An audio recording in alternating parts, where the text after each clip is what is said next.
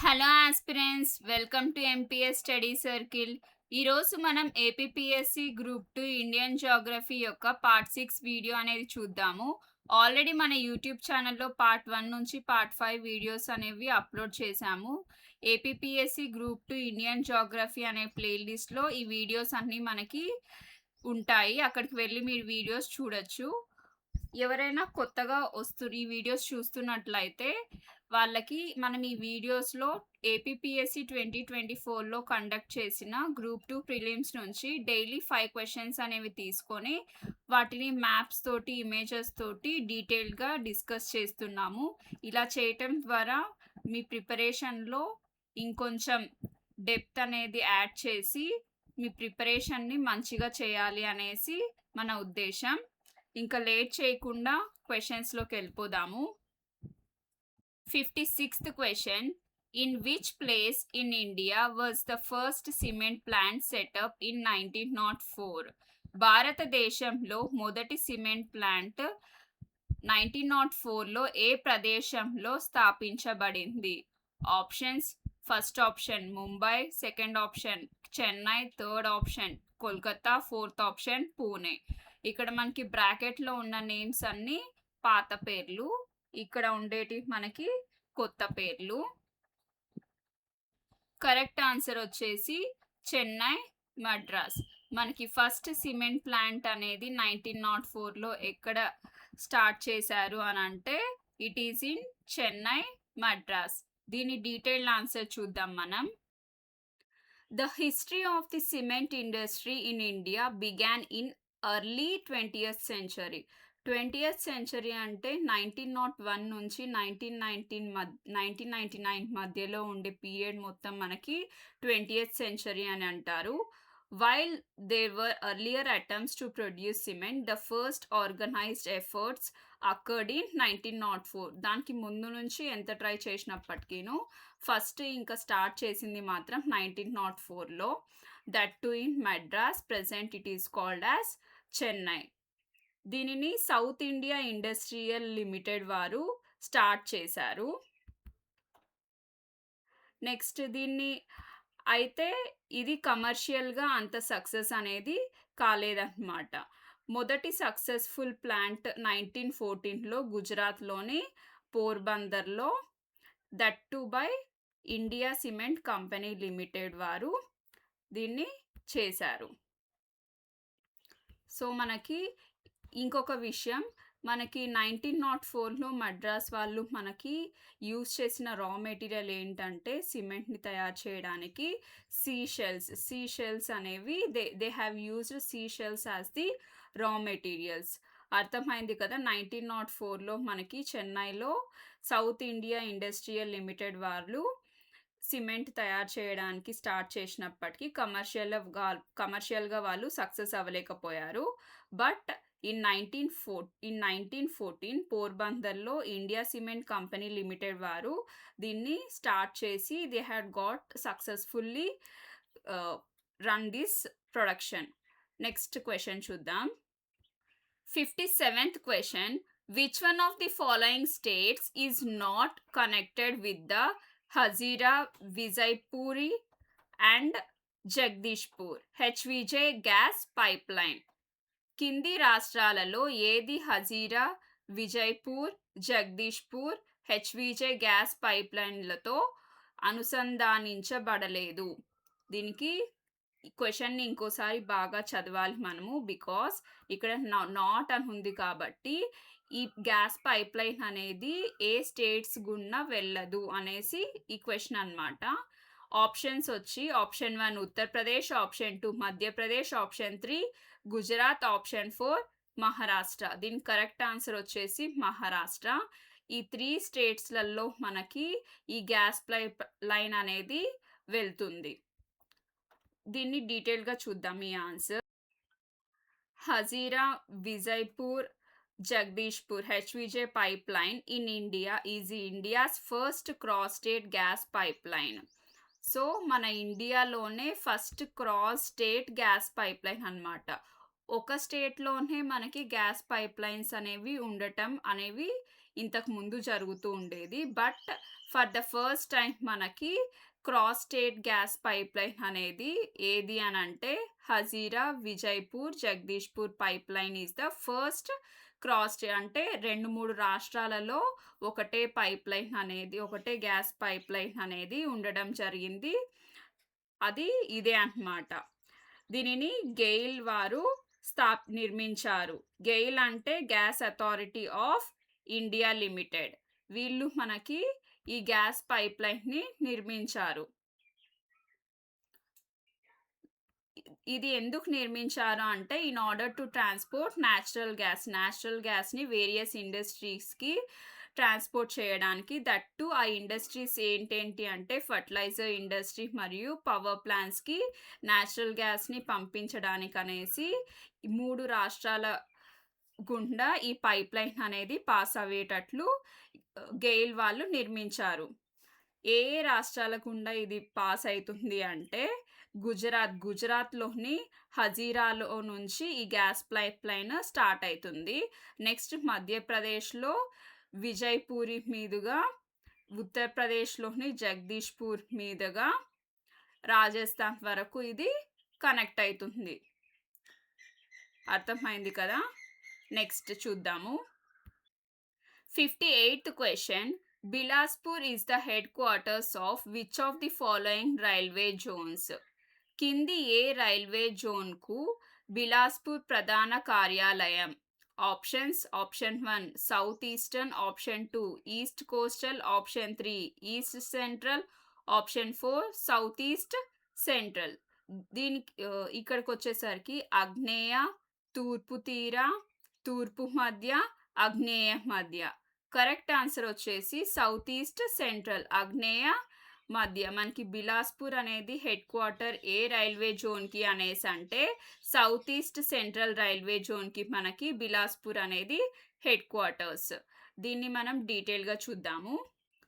The Indian Railways is divided into several zones for better administration and operational efficiency. మనము Indian రైల్వేస్‌ని మనము చాలా చాలా Jones లాగా divide చేశాము. ఎందుకు అంటే for better administration and operational efficiency. అంటే బాగా ఒకవేళ ఏమన్నా యాక్సిడెంట్స్ జరగకుండా చూడాలి అనంటే మనము ఆ రైల్వే ట్రాక్స్‌ని గాని వాటిని బాగా కేర్ తీసుకుంటూ ఎప్పటికప్పుడు మనము రిపేర్ చేసుకుంటూ ఉండాలి. అందుకోసం జోన్స్ లాగా డివైడ్ చేస్తే ఏ జోన్‌ని చూసుకునేదానికి వాళ్ళు ఉంటారు కాబట్టి జాగ్రత్తగా చూసుకోవచ్చు అనే ఉద్దేశంతోటి ఇలాంటి జోన్స్‌గా డివైడ్ చేశారన్నమాట.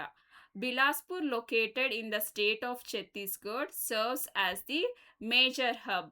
బిలాస్పూర్ అనేది ఛత్తీస్గఢ్‌లో ఉంటుంది. This serves as the major hub for South east central railways.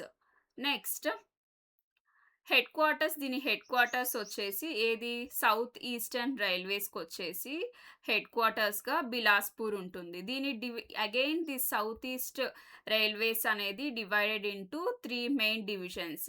ఆ 3 మెయిన్ డివిజన్స్ ఏంటి అంటే బిలాస్పూర్, రాయ్పూర్, నాగ్పూర్. ఈ సౌత్ ఈస్ట్ సెంట్రల్ రైల్వేస్ యొక్క ఇంపార్టెన్స్ ఏంటి అంటే దీని సిగ్నిఫికెన్స్ ఏంటి అని అంటే ఇది most profitable railway zones in India. ఇది one of the most profitable railways. దీని ద్వారా మనకి ఎంతో లాభదాయకమైన జోన్లుగా ఇది కూడా ఒకటి చెప్పబడుతుంది. Because it handles a massive volume of coal and mineral transport from the central Indian mines. ఎందుకంటే ఇక్కడ నుంచి బొగ్గు మరియు మినరల్స్ ట్రాన్స్పోర్టేషన్ అనేది ఎక్కువగా జరుగుతుంది.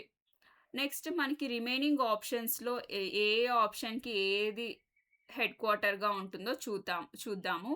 సౌత్ ఈస్టర్న్ రైల్వేస్‌కి మనకి కోల్కతా అనేది హెడ్ క్వార్టర్‌గా ఉంటుంది. ఈస్ట్ కోస్టల్ రైల్వేస్‌కి భువనేశ్వర్ అనేది హెడ్ క్వార్టర్‌గా ఉంటుంది.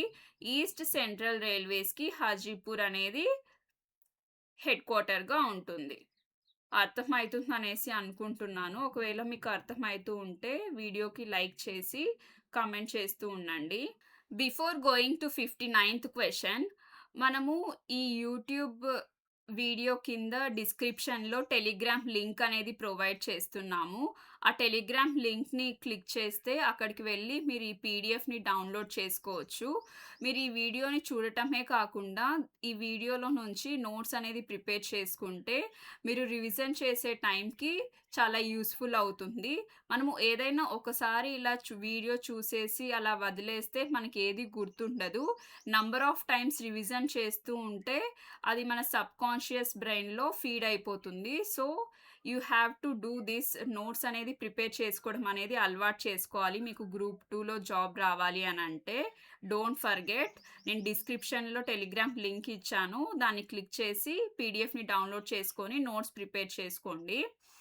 ఇంకా 59థ్ క్వెషన్ చూద్దాము. Match the following on mineral resources of Andhra Pradesh. Andhra Pradesh ఖనిజ వనరులపై కింది వాటిని సరిపోల్చండి. List 1 minerals, list 2 place in erstwhile districts. జాబితా 1 ఖనిజం, జాబితా 2 పూర్వపు జిల్లాలో స్థలం. Manganese, bauxite, mica, limestone.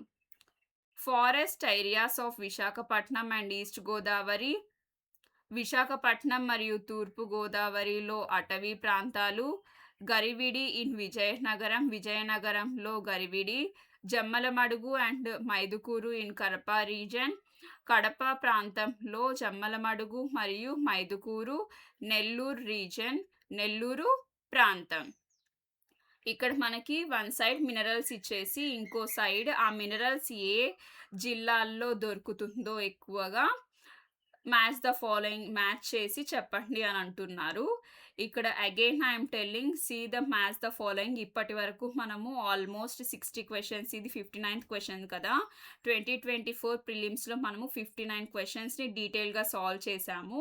ఇలా సాల్వ్ చేశాం కాబట్టి ఇప్పటి వరకు మనం అబ్జర్వ్ చేసింది ఏంటంటే మ్యాచ్ ద ఫాలోయింగ్స్‌లలో ఎక్కువ టైం వేస్ట్ చేయకుండా మనం ఫాస్ట్‌గా 5 సెకండ్స్‌లలో ఎట్లా ఆన్సర్ చేయొచ్చంటే ఈ 4 వాటిలల్లో ఏ ఒక్కదానికి మనకు కరెక్ట్‌గా ఆన్సర్ తెలిసినా మనం ఆన్సర్ అనేది పెట్టేయొచ్చు. ఇక్కడ మనకి టైం వేస్ట్ అనేది జరగకుండా ఉంటుంది. సో, ఇక్కడ మనకి సెకండ్ ఆప్షన్ అనేది కరెక్ట్ అంటున్నారు. We will see this answer in detail. మ్యాంగనీస్‌కి 2 option. Garividi in Vizianagaram. Manganese అనేది విజయనగరంలోనే గరివిడి అనే ప్లేస్‌లో ఎక్కువగా ఉంటుంది. Vizianagaram district is famous for its manganese deposits. So, Vizianagaram అనేదే మ్యాంగనీస్ డిపాజిట్స్‌కి famous. Garividi is one of the oldest and most significant manganese mining hubs in India. So, Garividi అనేది మనకి ఓల్డెస్ట్ మరియు most significant manganese hubs in India. Feeding many ferro alloy plants. ఎన్నో ferro Alai ప్లాంట్స్‌కి manganese అనేది ఒక రా మెటీరియల్‌గా చాలా యూజ్‌ఫుల్‌గా ఉంది. బాక్సైట్ అనేది forest areas of Visakhapatnam and east Godavari. East Godavari మరియు విశాఖపట్నంలో ఉండే ఫారెస్ట్ ఏరియాస్‌లలో మనకి బాక్సైట్ అనేది ఎక్కువగా దొరుకుతుంది. Andhra Pradesh has vast reserves of bauxite, the ore of aluminium. Bauxite వల్ల మన బాక్సైట్‌లో నుంచి అల్యూమినియంని మనము బయటకి తీయొచ్చనమాట by some processes, mining processes. ఇలా అనేసి మనకి ఆంధ్రప్రదేశ్‌లో చాలా ఎక్కువ రిజర్వ్స్ ఉన్నాయి బాక్సైట్స్‌వి. These are primarily concentrated in the eastern ghat hill ranges. ఈ బాక్సైట్స్ అనేటివి మనకి ఎక్కువగా ఎక్కడుంటాయి అనంటే ఈస్టర్న్ ఘాట్ హిల్స్. మనకి ఆంధ్రప్రదేశ్‌లో ఈస్టర్న్ ఘాట్ హిల్ రేంజెస్ అనేవి ఉంటాయి కదా. అక్కడంతా మనకి బాక్సైట్స్ అనేవి ఎక్కువగా దొరుకుతాయి. Specially in agency or forest areas of Visakhapatnam, Araku, Paderu and east Godavari districts. So, ఈ ప్లేసెస్‌లలో మనకి బాక్సైట్ రిజర్వ్స్ అనేవి ఎక్కువగా దొరుకుతాయి. నెక్స్ట్ మైకా అనేది నెల్లూరులో ఎక్కువగా దొరుకుతుంది. The Nellore mica belt is world renowned. అంటే మనకి నెల్లూరులోని మైకా అనేది ప్రపంచంలోనే చాలా ఫేమస్ అన్నమాట. చాలా ఎక్కువగా ఇక్కడి నుంచి వస్తుంది. It is famous for producing green tinted mica. ఇక్కడి నుంచి వచ్చే మైకా తోటి it is famous for producing green tinted mica అనేది ప్రొడ్యూస్ చేస్తారు. ఇక్కడ మైకా దీనికే స్పెషల్ అనమాట. For a long time Nellore was the primary exporter of high quality mica from India. High quality mica అనేది మనకి నెల్లూరు నుంచే ఎక్స్‌పోర్ట్ అవుతుంది. కమింగ్ టు లైమ్ స్టోన్ అనేది జమ్మలమడుగు మరియు మైదుకూరు ఈ 2 ప్రాంతాలలో ఎక్కువగా కనిపిస్తుందనమాట. ఇది ఈ జమ్మలమడుగు మరియు మైదుకూరు అనేవి పాత డిస్ట్రిక్ట్స్‌లలో అయితే కడప డిస్ట్రిక్ట్ కింద వచ్చేది. Lime stone is the primary raw material for cement industry. So, cement ఇండస్ట్రీకి లైమ్ స్టోన్ అనేది ఒక ముఖ్యమైన raw material. The Kadapa basin is rich in sedimentary rocks, making Jammalmadu and Maidukuru major centers for limestone quarrying and cement production. So మనకి Kadapa బేసిన్లోనే sedimentary rocks అనేవి చాలా ఎక్కువగా దొరుకుతాయి. ఒకవేళ మీకు గుర్తున్నట్లయితే మనం ఈ జాగ్రఫీ వీడియోస్లోనే మనము ఒక వీడియోలో sedimentary rocks, igneous rocks, metamorphic racks గురించి డీటెయిల్‌గా తెలుసుకున్నాము. సో, ఎవరైనా వీడియో చూడలేదు అనుకుంటే అక్కడికి వెళ్ళి ఆ వీడియో చూడొచ్చు.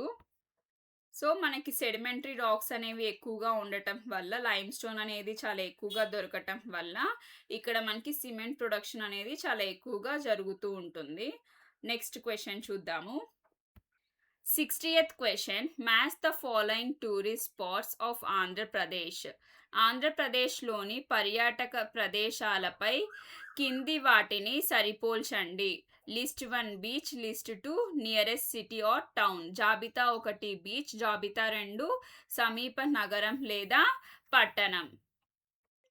సూర్యలంక, మంగినపూడి, కొత్తపట్నం, పెరుపాలెం. ఇక్కడికి వచ్చే లిస్ట్ 2లో సిటీ పేర్లు వచ్చేసరికి నరసాపురం, ఒంగోల్, మచిలీపట్నం, బాపట్ల.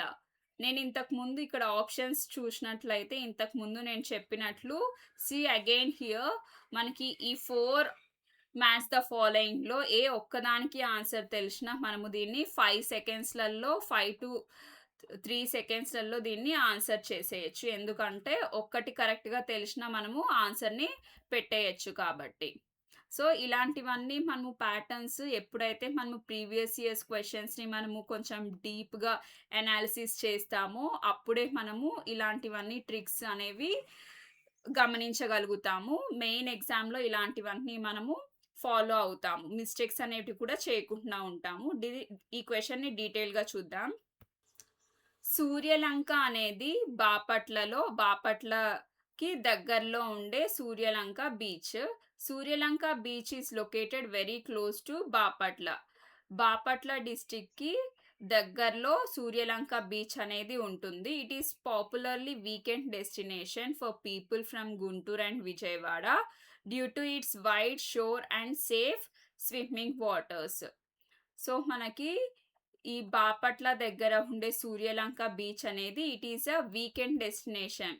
వీకెండ్స్ వస్తే చాలు గుంటూరు మరియు విజయవాడలో ఉండే ప్రజలు most of the people will go and have fun, ఇంకా స్విమ్మింగ్ అలా అని చేసుకుంటూ ఉంటారనమాట. ఎక్కడ సూర్యలంక బీచ్లో. నెక్స్ట్ మంగినపూడి మచిలీపట్నం దగ్గరలో ఉండే beach. Manginapudi beach is a unique black soil beach located near Machilipatnam in Krishna district.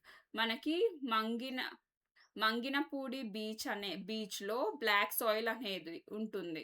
So, if you observe మనకి ఓషన్స్కి బీచెస్కి దగ్గరలో మనకి బ్లాక్ సాయిల్ అనేది ఉండడం చాలా రేరెస్ట్ థింగ్. బ్లాక్ సాయిల్ అనేది అక్కడ ఎక్కువగా ఉండదు. బట్ మంగినపూడి బీచ్లో మనకి బ్లాక్ సాయిల్ అనేది ఉంటుంది. ఇది ఎక్కడ ఉంటుంది అంటే మచిలీపట్నంకి దగ్గరలో ఉంటుంది. This Machilipatnam is in Krishna district. It has historical significance as a major port gateway in ancient times. పాతకాలంలో ఏన్షియన్ టైమ్స్లో మనకి ఇది మేజర్ పోర్ట్గా ఉంటుండేదన్నమాట. ఏది మంగినపూడి బీచ్ అనేది మచిలీపట్నం దగ్గర ఉండే మంగినపూడి బీచ్ అనేది it used to be a major port during ancient times. Next Kothapatnam beach అనేది ఒంగోల్కి దగ్గరలో ఉంటుంది. Kothapatnam beach is situated about 18 kilometers from Ongole నుంచి 18 కిలోమీటర్ల దూరంలో మనకి కొత్తపట్నం బీచ్ అనేది ఉంటుంది. This Ongole is in Prakasham district.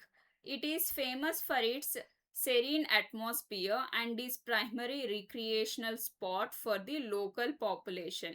So ఇది చూడటానికి చాలా బాగుంటుంది కాబట్టి ఎంతో మందిని ఆకర్షిస్తూ ఉంటుంది ఈ place. So it is famous for it's atmosphere. అక్కడ చుట్టుపక్కల ఉండే వాతావరణము మొత్తం మనకి చూసేకి చాలా ఆహ్లాదంగా ఉంటుంది. నెక్స్ట్ పేరుపాలెం నర్సాపురం.